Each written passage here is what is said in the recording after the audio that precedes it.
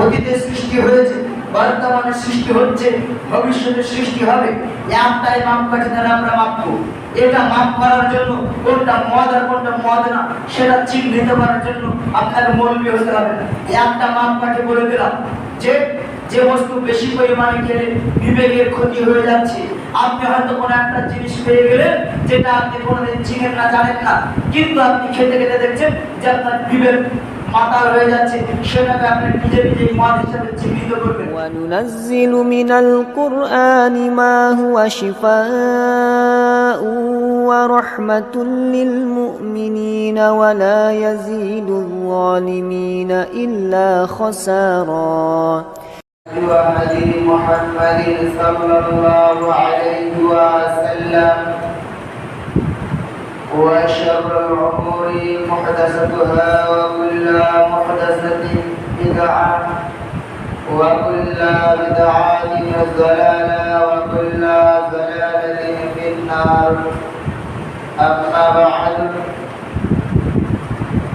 فإن خير الحديث كتاب الله وخير الهدي هدي محمد صلى الله عليه وسلم وشر الأمور محدثاتها وكل محدثة بدعة وكل بدعة ضلالة وكل ضلالة في النار.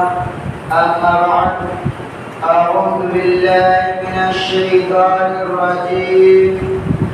بسم الله الرحمن الرحيم.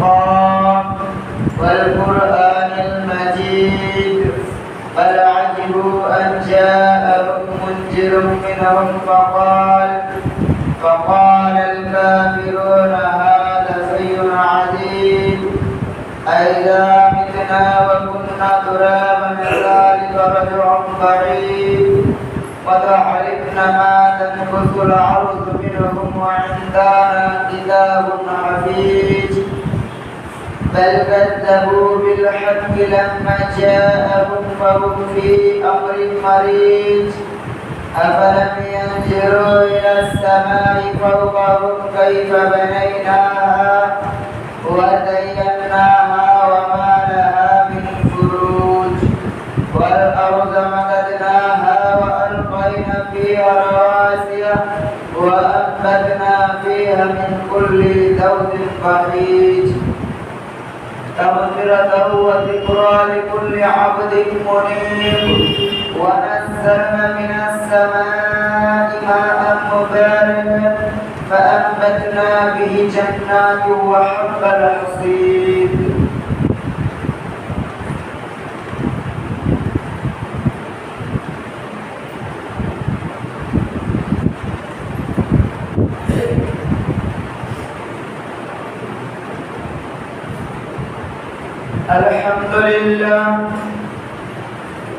الحمد لله رب العالمين الرحمن الرحيم مالك يوم الدين. أشهد أن لا إله إلا الله وأشهد أن محمدا عبده ورسوله. أما بعد فإن أصدق الحديث كتاب الله وخير الهدي هدي محمد صلى الله عليه وسلم وشر الأمور محدثاتها وكل محدثة بدعة وكل بدعة ضلالة وكل ضلالة في النار. أما بعد أعوذ بالله من الشيطان الرجيم. بسم الله الرحمن الرحيم. يا أيها الذين آمنوا إنما الخمر والميسر والأنساب والأزلام رزق من عمل الشيطان فاجتنبوه لعلكم تفلحون. উপস্থিত জুম্মার মুসল্লিগণ, প্রশংসা মাত্র সেই আল্লাহ সুবহানাহু ওয়া তাআলার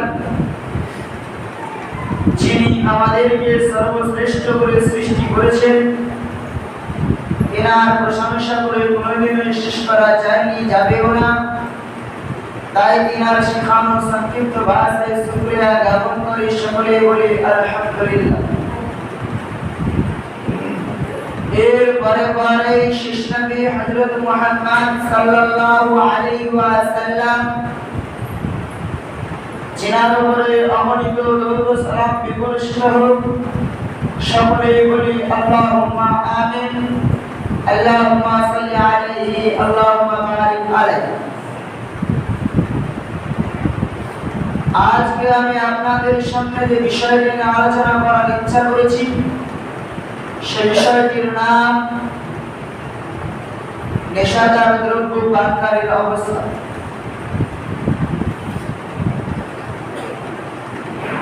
আল্লাহ সুবহানাহু ওয়া তাআলা বলেন, ইয়া আইয়ুহাল্লাযীনা আমানু, হে ঈমানদারগণ, ইন্নামাল খামরু ওয়াল মাইসিরু ওয়াল আনসাব ওয়াল আজলাম, নিশ্চয় মদ, জুয়া, মূর্তি পূজা এবং লাটার এগুলি সব শয়তানের কাজ। ইন্নামাল খামরু, নিশ্চয় মদ, ওয়াল আনসাব ওয়াল আজলাম রিজসুম মিন আমালিশ শাইতান, এগুলি সব শয়তানের কাজ। ফাজতানিবুহু লাআল্লাকুম তুফলিহুন, তোমরা এগুলি থেকে বেঁচে থাকো। তোমরা এই শয়তানের কাজগুলিকে প্রত্যাহার করো, এই কাজগুলি থেকে বেঁচে থাকো, তাহলে তোমরা হবে সফলকাম। এখন বলার বিষয়, মদ একটি বাংলা শব্দ, যার আরবি হচ্ছে খামর। আল খামরুন, খামরুন মানে হচ্ছে মদ। হাদিস ও কোরআন যেহেতু আরবি ভাষা, সেহেতু মদকে আরবিতে খামরুন নামে চিহ্নিত করা হয়েছে। হাদিস এবং কোরআন সব জায়গাতে মদকে একই নামে চিহ্নিত করা হয়েছে, সেটি হচ্ছে আল খামরুন। খামরুন মানে হচ্ছে মদ, মানে এক কথায় মদকে হারাম করা হয়েছে। এখন আমাদেরকে এটা জিনিস বুঝতে হবে, মদ কি, মদ কোন জিনিসটার নাম মদ। ইসলাম যেহেতু মদকে হারাম করেছে, আমরা ইসলাম ধর্মের অনুসারী মুসলিম, আমরা মদকে যেহেতু ইসলাম হারাম করেছে, তাই আমাদেরকে মদ থেকে বেঁচে থাকতে হবে। কিন্তু মদ কোনটা জিনিস সেটা আমাদেরকে আগে চিনতে হবে। যদি আমরা চিনতে পারি তবে আমরা মদ থেকে বেঁচে থাকতে পারবো। যদি আমরা মদকে চিনতেই না পারি তাহলে কিন্তু আমরা মদ থেকে বাঁচতে পারবো না, কারণ আমরা মদকে চিনি না। হাদিসের মধ্যে এসেছে, মা আসকারা কাসিরুহু ফা কলিলুহু হারাম, যে বস্তু বেশি পরিমাণে খেলে বিবেকের ক্ষতি হয় তার কমও হচ্ছে মদ, মানে তার অল্পটাও মদ। আবার শুনতে, মা আসকারা কাসিরুহু ফা কলিলুহু হারাম, যে বস্তু বেশি পরিমাণে খেলে বিবেকের ক্ষতি হয়, যে বস্তু বেশি পরিমাণে খেলে বিবেকের ক্ষতি হয়, শরীরের নয়। কথাটি বুঝবেন, যেটা বেশি পরিমাণে খেলে বিবেকের ক্ষতি হয় তার কম হচ্ছে হারাম। মানে বিড়ি যদি আপনি বেশি পরিমাণে খান, বিড়িতে যে জর্দা ব্যবহার করা হয়েছে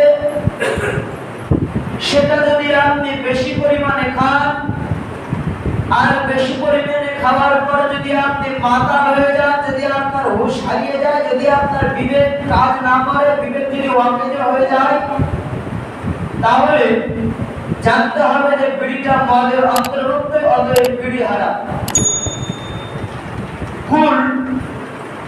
ফুল আপনি যে পরিমাণে খাচ্ছেন বা বসছেন তার থেকে বেশি পরিমাণে করে, তাতে যদি আপনার বিবেক অকেজ হয়ে যায়, তাতে যদি আপনার বিবেকের ক্ষতি হয়, তাহলে জানতে হবে ফুল সেটা হারাম, অতএব সেটা মদের অন্তর্ভুক্ত, সেটা থেকে বেঁচে থাকতে হবে।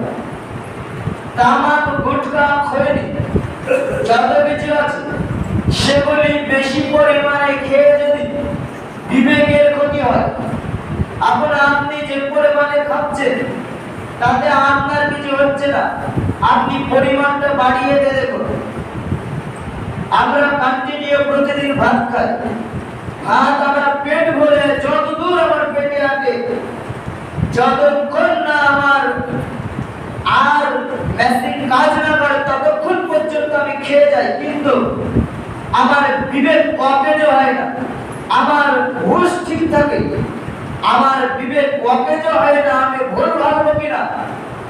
কিন্তু বেশি পরিমাণে খেয়ে নেওয়ার জন্য, ঠিকঠাক হজম না হওয়ার জন্য আমার স্বাস্থ্যের ক্ষতি হতে পারে, কিন্তু বিবেকের ক্ষতি হবে না।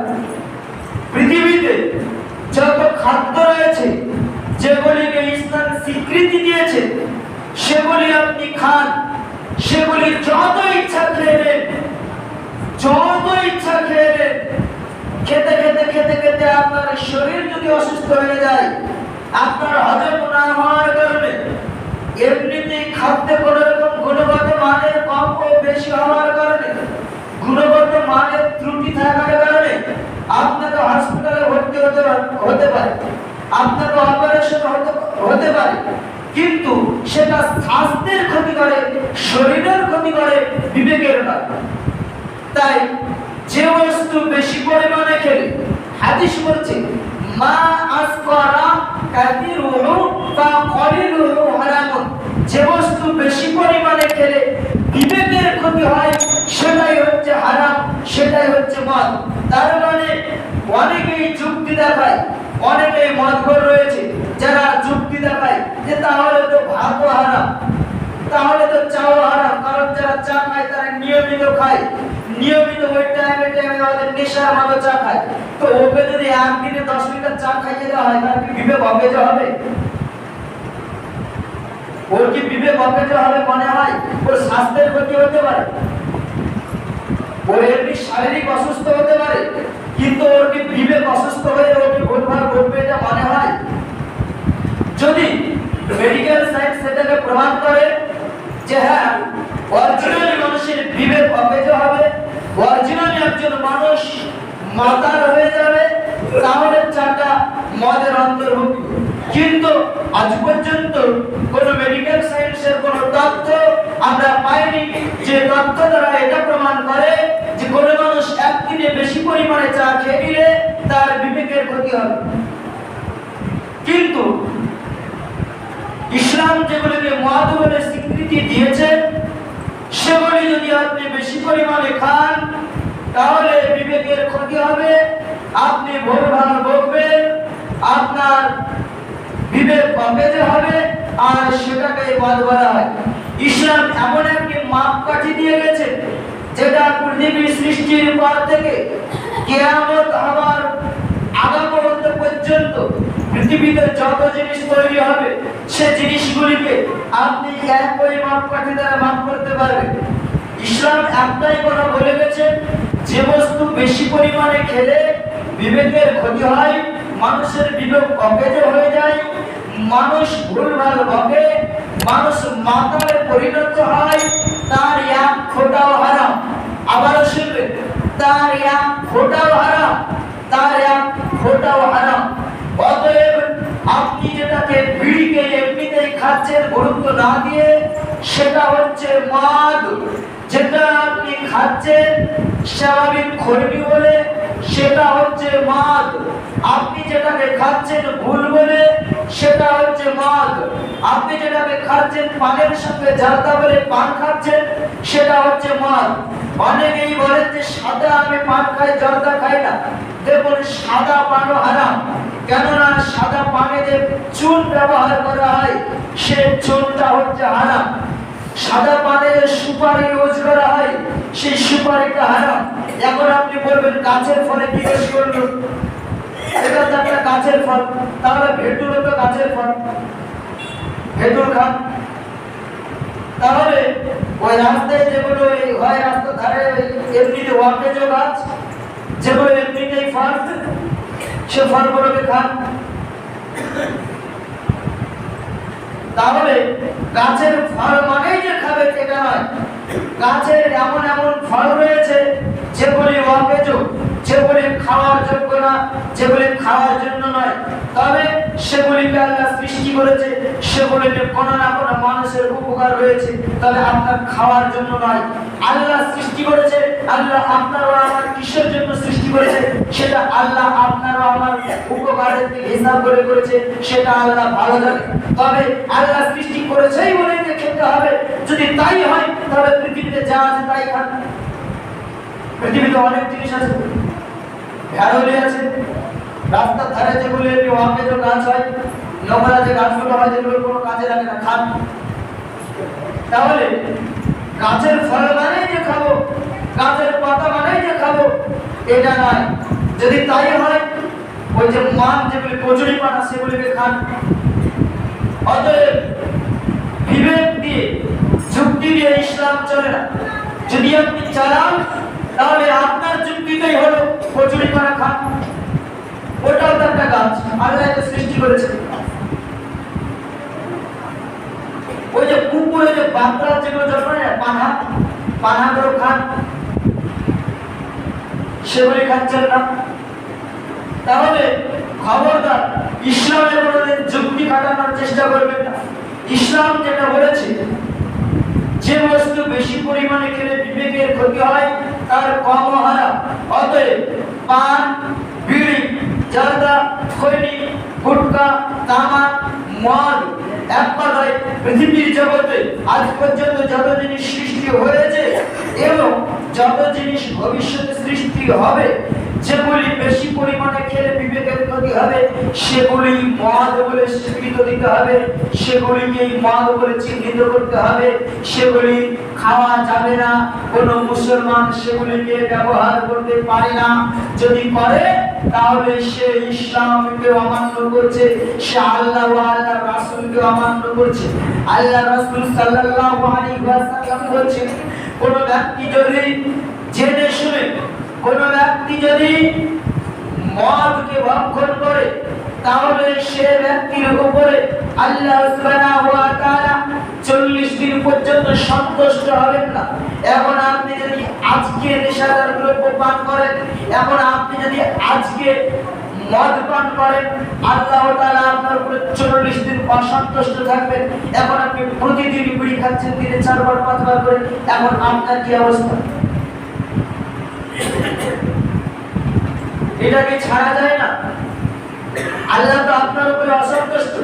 আপনি কি ভেবেছেন আল্লাহ তাআলা আপনার উপরে অসন্তুষ্ট থাকবে আর আপনি মরলে জান্নাত পেয়ে নেবেন?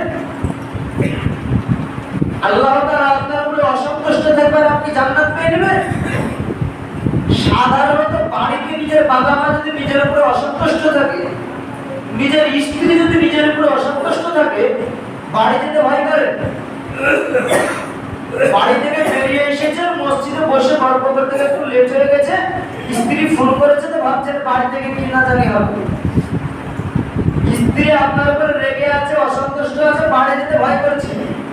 আল্লাহ আপনার উপর রেগে আছে, ভাই আখিরাত তো ভয় জানে, মরতে ভয় করছেন না, কখন জানি মরে যাবো কেউ তো জানে না। তাহলে আল্লাহ তাআলাকে সন্তুষ্ট করতে হবে, এই মদকে ছাড়তে হবে। যদি না ছাড়ে পাপী হয়ে যায়। আর আপনারা একটু সামনে এগিয়ে আসুন, পিছনে মানুষ অনেক দাঁড়িয়ে আছে, কষ্ট পাচ্ছে, সামনে যে জায়গাগুলো পড়ে আছে আপনারা সামনে জায়গাগুলো পূর্ণ করবেন। মসজিদের সামনে জায়গা খালি রেখে নামাজ পড়া এটা শরীয়ত সম্মত না। সামনের জায়গাগুলো পূর্ণ করুন, পিছনে যারা দাঁড়িয়ে আছে তাদেরকে বসতে ও নামাজ পড়তে সহযোগিতা করুন। যাই হোক, বলছিলাম আল্লাহ রাসূল সাল্লাল্লাহু আলাইহি ওয়াসাল্লাম বলেছেন যে বস্তু বেশি পরিমাণে খেলে বিবেকের ক্ষতি হয় তার কম হারাম। দ্বিতীয়ত আল্লাহ রাসূল বলছেন যে যে ব্যক্তি নেশাদার দ্রব্য পান করবে আল্লাহ তাআলা তার 40 দিন তার উপরে অসন্তুষ্ট থাকবে। এছাড়াও আল্লাহ রাসূল সাল্লাল্লাহু আলাইহি ওয়াসাল্লাম বলেছেন কোন ব্যক্তি যদি এই নেশাদার দ্রব্য পান করা অবস্থায় মারা যায়, তওবা করা অবস্থায় তওবা না করে মারা যায়, নেশাদার দ্রব্য পান করলে বিড়ি খেয়েছেন, মদ খেয়েছেন, আর কিছু খেয়েছেন, আপনি এটার জন্য আল্লাহর কাছে ক্ষমা প্রার্থনা করার সুযোগ পাননি, ক্ষমা প্রার্থনা করেননি, মনে করেন এখনো আপনি শুনছেন, এখনো আপনি আল্লাহর কাছে মনে মনে ক্ষমা চাননি, কথা বলতে বলতে আপনি মারা গেলেন, এখন আপনার কি অবস্থা জানেন? এখন আপনার যে অবস্থা, এখন হাদিসে যে আপনার অবস্থা বয়ান করছে সেটা খুবই ভয়াবহ। আল্লাহ রাসূল সাল্লাল্লাহু আলাইহি ওয়াসাল্লাম বলেছেন কেউ যদি এই অবস্থায় মারা যায় তাহলে আল্লাহ তাআলা তাকে দিনাতে খাবার পান করাবে। দিনাতে খাবার মানে জাহান্নামীদের শরীর হতে গলে পড়া রক্তের পুঁজ, এটাকে বলা হয় দিনাতে খাবার। মানে এই অবস্থায় যদি আপনি মারা যান তাহলে আপনার যেটা খাদ্য হবে, আপনার যেটা খাদ্য হিসেবে যেটা দেওয়া হবে সেটা হচ্ছে জাহান্নামে যে মানুষ পুড়বে না, মানুষ যখন পুড়ে যায় গাঁদে রসায়নি বের হয় তো পুড়ে পুড়ে, ওই যে রসায়নিগুলো রক্ত পুঁজ মিশ্রিত যে রসায়নিটা বের হবে ওটা আপনার খাদ্য হবে। এখন আপনি বলেন আপনার কি অবস্থা? জাহান্নাম খুবই ভয়াবহ জায়গা। জান্নাত যত সুন্দর জায়গা, ঠিক জাহান্নাম ততটাই ভয়াবহ জায়গা। আপনি পৃথিবীতে কষ্ট করলে জান্নাতে গিয়ে যতটা সুশান্তি পাবেন, যদি পৃথিবীতে আপনি কষ্টটুকু না করেন তাহলে তার বিপরীতে আল্লাহ যে আপনাকে জাহান্নাম দেবে সেখানে গিয়ে ঠিক আপনি ততটাই শান্তি পাবেন। পৃথিবীটা যত সহজ ততটাই কঠিন, আখিরাত যত সহজ ঠিক ততটাই কঠিন। অতএব এই পৃথিবী একটা জায়গা যেখানে আপনি আমল করার জায়গা পাবেন, পৃথিবী একটা জায়গা যেখানে আপনি ভুল স্বীকার করার জায়গা পাবেন। এখনো যদি আপনি অন্তর থেকে তওবা করেন, এই যে কথা শুনছেন, শুধুমাত্র যদি এখনো আপনি আল্লাহকে বলতে পারেন যে আল্লাহ আমি যেটা বলেছি ভুল করেছি আর করবো না, যদি আপনি আল্লাহর কাছে যদি তওবা করতে পারেন, আল্লাহর কাছে যদি আপনি ক্ষমা প্রার্থনা করতে পারেন, কথা শুনতে শুনতে যদি মারা যান আপনি জানেন আর কি চান? আল্লাহ কত দয়া মায়া করে হিসাব করেছেন। শুধুমাত্র আপনি মুখে বলবেন যে আল্লাহ আমি ভুল করেছি, আল্লাহ আমি যা করেছি ভুল করেছি আর আমি করবো না, ব্যাস, আপনাকে আর কিছু করা লাগবে না। অমনি যদি মারা যান আপনি জানতেন এর চাইতে আর কি দেবেন, এর চাইতে আর কি চান? এত দয়া, এত মায়া, এত আল্লাহ যে এত দয়া, আল্লাহ যে রহমান, আল্লাহ যে রহিম, সেটা কি এখনো বুঝতে পারছেন? আল্লাহ যে গফফার, গফফার মানে আল্লাহ যে ক্ষমাকারী, এটা কি এখনো বুঝতে পারছেন? আল্লাহর কি দয়া। তাই আল্লাহকে ভয় করে এই সমস্ত জিনিসগুলি আমাদেরকে প্রত্যাহার করতেই হবে। একজন মুসলমান কোনদিন এইরকম নিশাদার দ্রব্যের মধ্যে আসক্ত থাকতে পারে না। যদি থাকে, আপনি বলেন যে আপনি যে নিজেকে মুসলিম বলে দাবি করছেন, আপনাকে আমি কিছু বলবো না, আপনাকে আমি কিছু বলবো না যে আপনার ঈমান আছে কি নাই, বা আপনি মুশরিক হয়ে গেছেন না কাফের হয়ে গেছেন না বড় পাপী হয়ে গেছেন আর কিছু হয়ে গেছে, সেটা আল্লাহ ভালো জানে। তবে আপনি আপনার বিবেককে প্রশ্ন করেন যে আদৌ আমার ঈমান ইজ্জত কতটুকু, আদৌ আমি যে ইবাদতটা করছি সেটা কি সত্যি আল্লাহর দরবারে কবুল হচ্ছে? আল্লাহ রাসূল সাল্লাল্লাহু আলাইহি ওয়াসাল্লাম তার হাদিসের মধ্যে নিজেই বলছেন যে ব্যক্তি এই নেশাদার দ্রব্য পান করবে, একবার যে পান করবে, আল্লাহ তাআলা তার প্রতি 40 দিন অসন্তুষ্ট থাকবে। এখন আপনি বলেন আল্লাহ আপনার প্রতি 40 দিন অসন্তুষ্ট থাকবে একবার পান করার জন্য, এখন আপনি নামাজ পড়ছেন কোন আশা? তাহলে আপনি ভাবছেন নামাজ ছেড়ে দেবো, তো নামাজ ছেড়ে দিলে তো আপনি আরো পাবেন, আরো পাবেন, নামাজ না পড়ার জন্য আরো পাবেন। তাহলে কি আপনি এই মদটাকে ছেড়ে দিতে পারেন না? বিড়িটাকে চেষ্টা করে ছেড়ে দিতে পারবেন না? যারা পানি বিড়ি জর্দা খাচ্ছেন সেটাকে আপনারা চেষ্টা করে পারবেন না? অবশ্যই পারবেন, মানুষই পারবে। কেন? যারা খাচ্ছে তারা ছাড়ছে না। ওরা ছাড়ছে কিভাবে? একটু কষ্ট করতে হবে, একটু কষ্ট করতে হবে। পৃথিবীতে একটু কষ্ট না করলে আপনি ওই সুখের জান্নাত এমনিতেই পেয়ে নেবেন। এছাড়াও আল্লাহ তাআলা বলছেন, তোমরা নিজেরা নিজেদের নাফসকে ধ্বংসের দিকে ঠেলে দিও না। নিজের নাফসকে নিজে নিজেই ধ্বংসের দিকে ঠেলে দেওয়া একটা হারাম। আর আজকে বর্তমান যুগে দাঁড়িয়ে মেডিকেল সায়েন্স সেটাকে প্রমাণ করেছে যে মদ, বিড়ি, এক কথায় যত রকমের নেশাদার দ্রব্য রয়েছে সে সমস্ত নেশাদার দ্রব্যগুলি স্বাস্থ্যের জন্য ক্ষতিকর, স্বাস্থ্যের জন্য ক্ষতিকর। তাহলে আপনি একজন মুসলিম হয়ে, ইসলাম ধর্মের অনুসারী হয়ে, পবিত্র কোরআনের মধ্যে একটা গ্রন্থকে নিজের ধর্মগ্রন্থ হিসেবে পাওয়ার পরেও হযরত মুহাম্মদ সাল্লাল্লাহু আলাইহি ওয়াসাল্লামকে নিজের শেষ নবী হিসেবে পাওয়ার পরেও, এত সুন্দর কিছু জিনিস পাওয়ার পরেও নিজেরা নিজেদের জানকে ধ্বংসের দিকে ছেড়ে দিচ্ছেন, এর চাইতে বোকামো আর কি হতে পারে? আর একটি কথা, আব্দুর রাজ্জাক বিন ইউসুফ ছোটবেলায় একটা কথা বলে, যেটা আপনারা শুনেছেন, যে আপনার ওই ডাক্তার ব্যাটাকে যদি আমি মূর্খ প্রমাণ করতে না পারি, আমি জাতির সামনে কথা বলবো না। আপনার ওই মাস্টার, যে মাস্টার দাঁড়িয়ে আছে স্কুলের হেডমাস্টার, যার সামনে ওই স্কুলের যুবতী ছাত্রী ডান্স করছে, ও মাস্টারকে যদি আমি অশিক্ষিত প্রমাণ করতে না পারি, জাতির সামনে কথা বলবো না। এরকম করে জোর গলায় বেশ কিছু কথা বলে যে তোমাকে যদি আমি অশিক্ষিত প্রমাণ করতে না পারি, জাতির সামনে কথা বলবো না।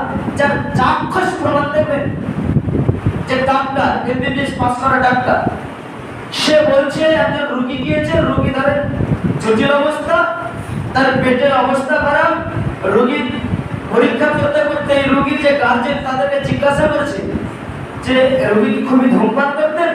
তো রোগীর গার্জেন বলছে হ্যাঁ। তো বলছে যে রোগী ধূমপান করার কারণে রোগীর অবস্থা খুবই জটিল, খুবই মারাত্মক পর্যায়ে পৌঁছে গেছে।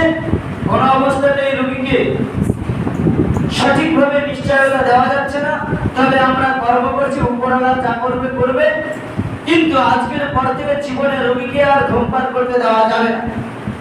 কিন্তু যে এমবিবিএস ডাক্তার বলতে বলতে দুপুর টাইম খাবারের সময় হয়েছে, ডাক্তার বাইরে এসে খাবার খেয়ে চা খাওয়ার পর দেখছে যে বসে বসে সিগারেট খাচ্ছে।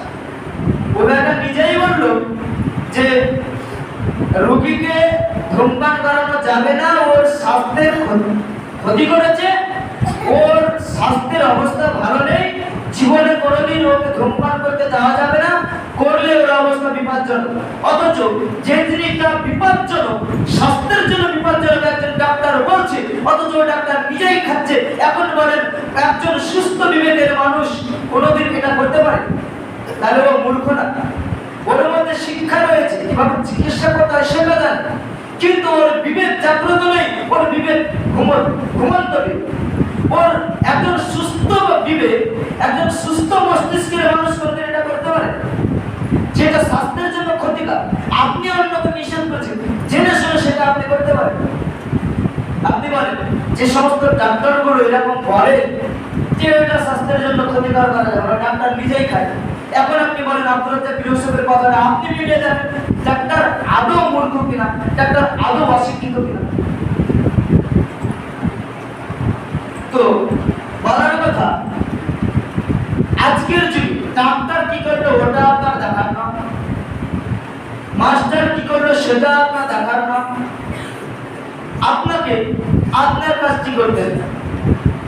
যদি আপনি সেটা দেখতে যান, স্বাভাবিক জ্ঞানে আপনি ভাববেন যে ঠিকই আছে, কিন্তু যখন আপনি বিবেক দিয়ে ভাববেন তখন বুঝতে পারবেন যে আদৌ জিনিসটা কতটাই জটিল, আদৌ সে মাস্টার সে ডাক্তার অশিক্ষিত কিনা।